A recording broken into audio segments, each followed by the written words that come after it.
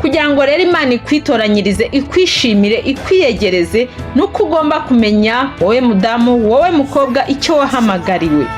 Ko Imana yaguhamagariye kuyikorera, kugira urukundo no kwera imbuto nziza aho waba uri hose. Icyambere rero ugomba kumenya nukureka Imana ikaba mu buzima bwawe, ikayobora intambwe zawe. Ugasenga, ugasoma ijambo ry'Imana buri munsi, ukubaka kwizera kwawe, hanyuma ukubaha umuremyi wawe. Numwubaha bizatuma ugendera mu mategeko ye, kuko uyubaha agakora n'ibyo amategeko avuga, agakora n'ibyo gukiranuka, akagendera mu mategeko y'Imana, agira urukundo, arangwa n'imico myiza. Aho ugiye, aho waba uri hose, babona ko uri umugore, uri umukobwa uzi ubwenge, uri umugore cyangwa umukobwa utandukanye n'abandi.